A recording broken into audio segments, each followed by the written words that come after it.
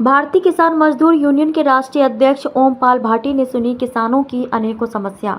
उत्तर प्रदेश गौतम बुद्ध नगर गांव सेथली में भारतीय किसान मजदूर यूनियन का भव्य स्वागत किया और गांव के बुजुर्गों ने बताया कि ग्राम सेथली में विभिन्न बिल्डरों किसानों की जमीनों को औने पौने दामों में खरीद रहे हैं। इससे ग्रामीणों में भारी रोष व्याप्त है। संगठन के राष्ट्रीय अध्यक्ष ओमपाल भाटी ने ग्राम वासियों को आश्वासन दिया कि बिल्डर को मनमानी नहीं करने दी जाएगी। जल्द ही डीएम को ज्ञापन देकर आंदोलन किया जाएगा। भारतीय किसान मजदूर यूनियन ने लोहारली टोल प्लाजा की मनमानी के खिलाफ मैनेजर को ज्ञापन भी दिया। भारतीय किसान मजदूर यूनियन संगठन के पदाधिकारी मौजूद रहे। राष्ट्रीय अध्यक्ष ओमपाल भाटी, राष्ट्रीय प्रवक्ता इंद्र नागर, संगठन मंत्री उमेश सिंह यादव, युवा राष्ट्रीय अध्यक्ष मोनू प्रधान, राष्ट्रीय उपाध्यक्ष रोहित नागर, राष्ट्रीय उपाध्यक्ष महिला मोर्चा गुड्डी किन्नर, राष्ट्रीय संयोजक विजय नागर, बुलंदशहर की नगर की टीम भी मौजूद रही। विवेक लोधी, नगर अध्यक्ष सौरभ मावी, जिला अध्यक्ष गौतम बुद्ध नगर अरुण प्रदीप आदि सभी लोग उपस्थित रहे। को सस्ते दामों में खरीद रहे हैं, गुमराह हम लोगों को कर रहे हैं, तो हम लोगों को जगाने का काम कर रहे हैं। आखिर बिल्डर ऐसा क्यों कर रहे हैं? बिल्डर को देखो, बिल्डर का हमेशा ये काम होता है कि बिल्डर पहले किसानों की ज़मीन को खरीदता है कि कृषि उपयोग में आपकी ज़मीन है, और उसका लैंड यूज वो चेंज करा के अथॉरिटी से वो बहुत महंगे दामों में उसको बेचता है।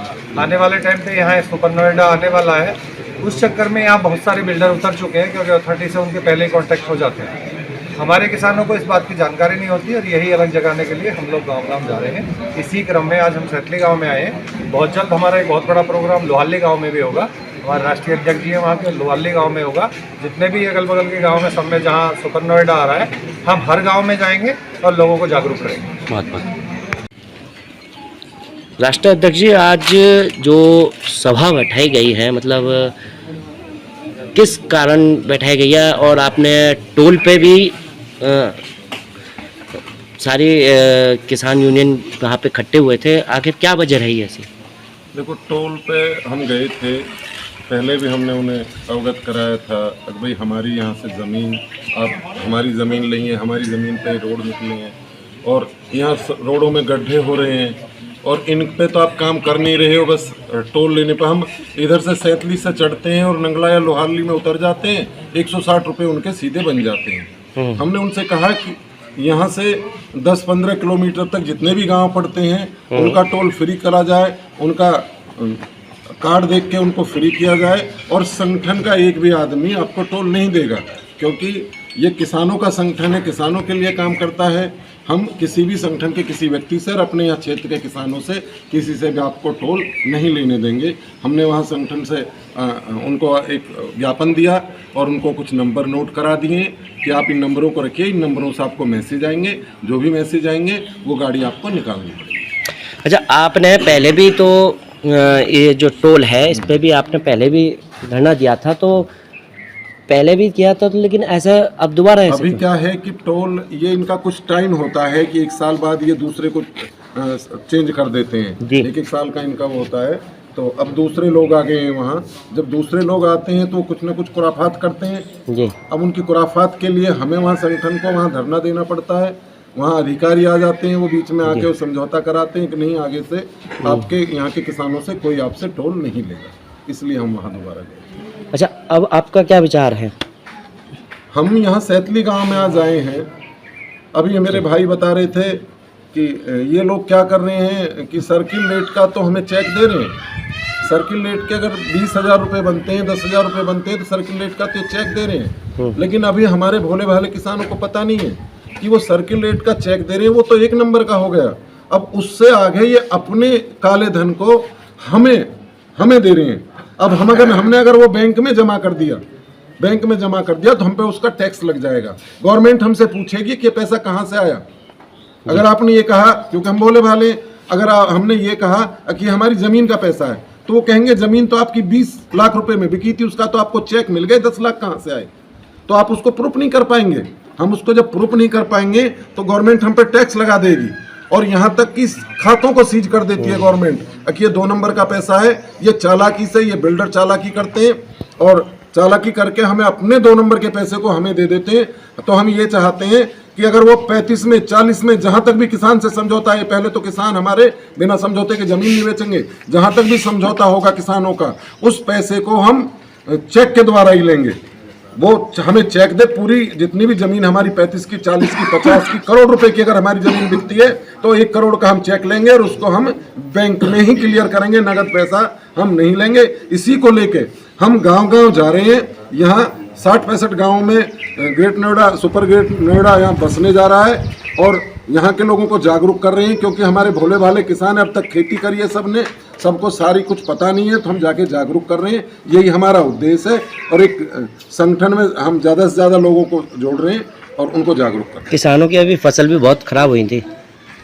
किसानों की फसल यहाँ पे खराब नहीं हुई है, वो हर जगह खराब हुई है। उसका भी हमने ज्ञापन दिया था डीएम साहब को और हमने कहा था कि जिनकी फसल खराब हुई है उनको उचित मुआवजा दिया जाए, तो उन्होंने वादा कर लिया कि हम इसको आगे भेजेंगे और इसका उचित मुआवजा दिया जाए।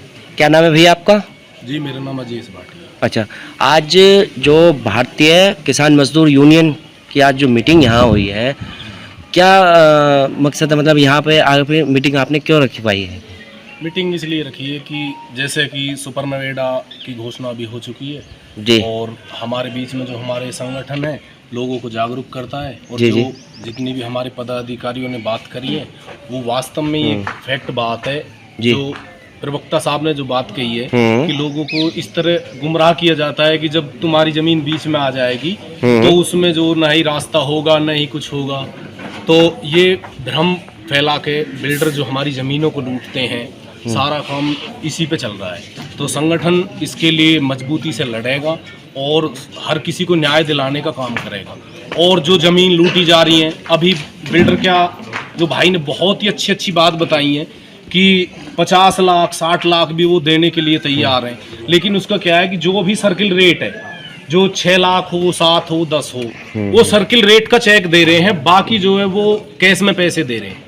तो उस पैसे को अगर हम कहीं लगा भी नहीं सकते तो हमें ज़मीन बेचने में बिल्कुल भी फ़ायदा नहीं है। जितने की हमारी ज़मीन चाहे बेशक 35 में जाए, 35 का अगर हमें अकाउंट से चेक मिलेगा तो हम उसे कहीं भी यूज कर सकते हैं। ब्लैक मनी को जो वो वाइट कर रहे हैं और हमारे लोग जो है गुमराह हो रहे हैं। तो संगठन जागरूक होने का काम कर रहा है और किसान के लिए तो जो है संगठन ही काम करता है, ना कि सरकारें।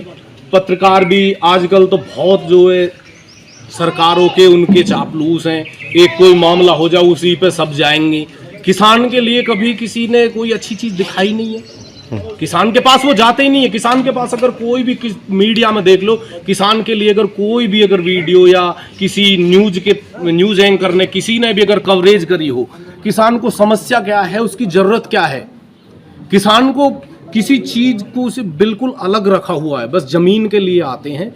और इसीलिए संगठन आज खड़ा हुआ है, अपने लोगों को जागरूक कर रहे हैं और बिल्कुल भी इन्हें हम जो है सस्ते रेट पे और जो बहकाने वाली चीज़ पे बिल्कुल ज़मीन नहीं देंगे। और सभी संगठन के साथ हैं और बहुत ही अच्छा संगठन है, इसका सभी सहयोग करें, बहुत अच्छी बात। धन्यवाद। हाँ भैया, पहले तो मैं अपने संगठन के लिए और अपने किसान भाइयों के लिए और जितने भी मेरे छोटे बड़े और मेरे बुजुर्ग हैं सबके लिए मैं हाथ जोड़ करके, गुड्डी बहन जी किन्नर दादरी से सबके लिए हाथ जोड़ कर प्रणाम करती हूँ, नमस्कार करती हूँ।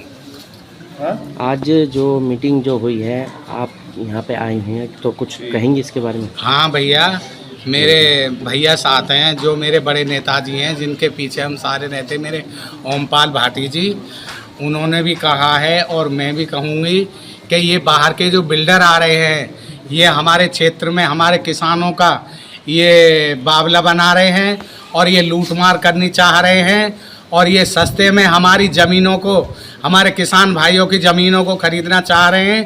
तो हम ये नहीं चाहते कि हमारे भोले भाले किसान भाई जो इनको फ्री में ज़मीन दे में। और दूसरा बात ये है कि ये ना समझें कि बिल्डर के हमारा दादागिरी चल जाएगी। जब हम क्षेत्रवासी और हम किसान भाई और उनके साथ संगठन हैं तो हमारा वो कुछ भी नहीं बिगाड़ सकते। बस, धन्यवाद। जय जवान जय किसान। तो अध्यक्ष जी, आज जो सभा बैठाई गई है, मतलब किस कारण बैठाई गई है? और आपने टोल पे भी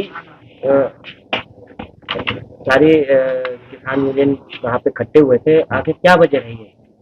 देखो, टोल पे हम गए थे, पहले भी हमने उन्हें अवगत कराया था कि भाई हमारी यहाँ से जमीन, आप हमारी जमीन लेंगे, हमारी जमीन पे रोड निकले हैं, और यहाँ रोडों में गड्ढे हो रहे हैं और इन पे तो आप काम कर नहीं रहे हो, बस टोल लेने पर। हम इधर से सैंतली से चढ़ते हैं और नंगला या लोहारली में उतर जाते हैं, 160 रुपए उनके सीधे बन जाते हैं। हमने उनसे कहा कि यहाँ से 10-15 किलोमीटर तक जितने भी गांव पड़ते हैं उनका टोल फ्री करा जाए, उनका कार्ड देख के उनको फ्री किया जाए, और संगठन का एक भी आदमी आपको टोल नहीं देगा, क्योंकि ये किसानों का संगठन है, किसानों के लिए काम करता है। हम किसी भी संगठन के किसी व्यक्ति से और अपने यहाँ क्षेत्र के किसानों से किसी से भी आपको टोल नहीं लेने देंगे।